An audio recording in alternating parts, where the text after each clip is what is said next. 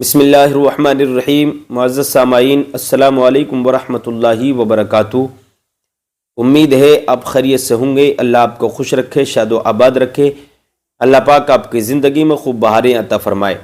میرے پیارے ناظرین حضرات، آج آپ کو بتانے والا ہوں شب معراج کا جو روزہ رکھا جاتا ہے اس کے تعلق سے آج مجھے گفتگو کرنا ہے۔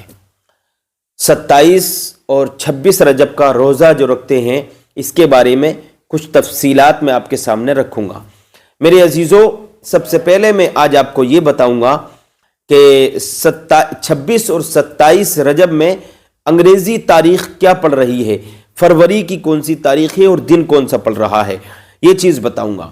اور ایک چیز میں آپ کو یہ بتاؤں گا، کچھ لوگوں کا یہ کہنا ہے کہ یہ روزہ ہزاری روزہ ہوتا ہے، یعنی شب معراج کا جو روزہ ہوا کرتا ہے یہ ہزاری روزہ ہوتا ہے، یعنی 27 رجب کو اگر کسی نے روزہ رکھا 26 رجب کو تو اس کو 1000 روزوں کا ثواب ملتا ہے۔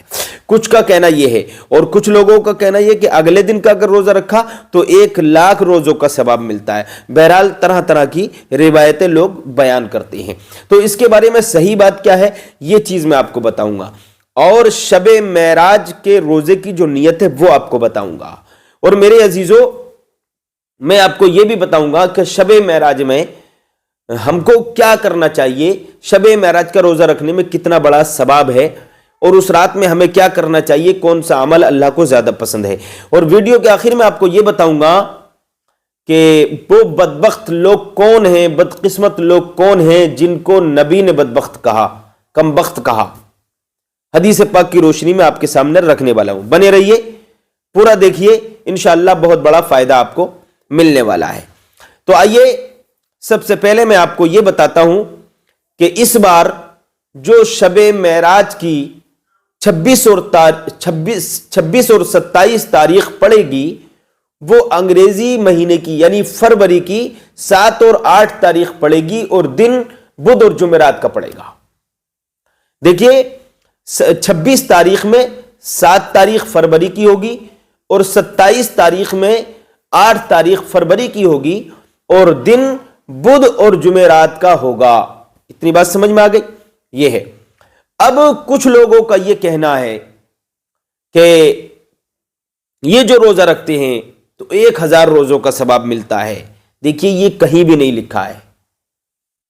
علامہ امجد علی صاحب رحمۃ اللہ تعالی علیہ بہار شریعت میں لکھتے ہیں ایسا کہیں بھی نہیں ہے۔ صاحب بہار شریعت لکھتے ہیں ایسا کہیں بھی نہیں ہے۔ ہاں یہ ہے کہ وہ نفلی روزہ ہے، کتنا ثواب ملتا ہے یہ اللہ جانتا ہے۔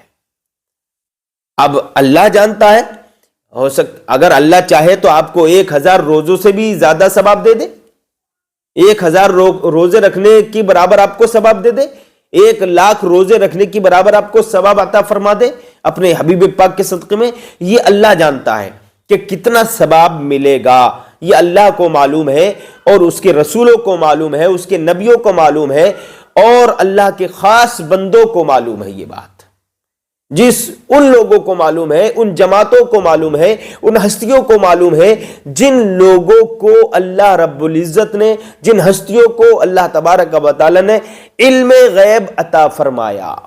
میرے عزیزو، تو نفلی روزہ ہے یہ، 1000 کا تصور کہیں بھی نہیں ہے، کسی کتاب میں نہیں لکھا ہے۔ یہ صاحب بہار شریعت لکھتے ہیں بہار شریعت کے اندر کہ 1000 روزے کا ثواب، 1,00,000 روزے کا ثواب کہیں نہیں ہے، بلکہ نفلی روزہ ہے۔ آپ رکھیے، بہت اچھا کام ہے، ثواب کا کام ہے، گناہوں کا کفارہ ہے۔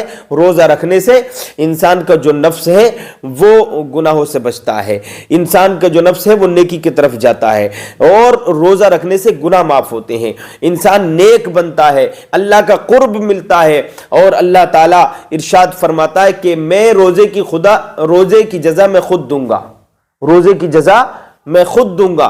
تو میرے عزیزو، روزے کی جزا میں خود ہوں، یہ اللہ ارشاد فرماتا ہے۔ تو آپ روزہ رکھیں گے تو آپ سے اللہ راضی ہوگا۔ بہت بڑا ثواب کا کام ہے روزہ رکھنا، یہ اللہ کی عبادت ہے، روزہ اللہ کے لیے رکھا جاتا ہے، یہ بھی یاد رکھیں۔ کسی دنیا دار کسی اللہ کی مخلوق کے لیے روزہ نہیں رکھا جاتا.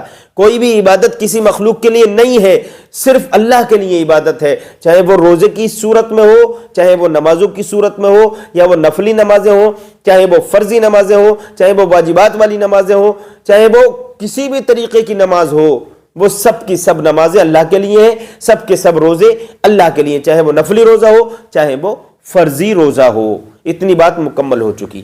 اب میرے عزیزوں, اس کی نیت کیا ہے؟ اس کی نیت اس طریقے سے کرنا پڑے گی آپ کو کہ کیا کرنا ہے, بِصَوْمٍ غَدٍ نَبَيْتُ مِنْ شَهْرِ رجب, اس طریقے سے نیت کرنا ہے. رمضان کی نیت کیسے کریں گے؟ بِصَوْمٍ غَدٍ نَبَيْتُ مِنْ شَهْرِ رمضان. اور رجب کے مہینے کی نیت کریں گے, رجب میں جب روزہ رکھیں گے, بِصَوْمٍ غَدٍ نَبَيْتُ مِنْ شَهْرِ رجب. یہ رجب کے مہینے کا جو روزہ ہے شب معراج کا, یہ اس روزے کی نیت آپ کی ہو چکی ہے. اب یہ چیز میں آپ کو بتا دوں کہ اس شب معراج میں روزہ کیوں رکھتے ہیں, اس کا کیا ریزن ہے, اس کی وجہ کیا ہے. دیکھیے, شب معراج میں روزہ اس لیے رکھتے ہیں, شب معراج کا یعنی 27 تاریخ کا روزہ اس لیے رکھتے ہیں.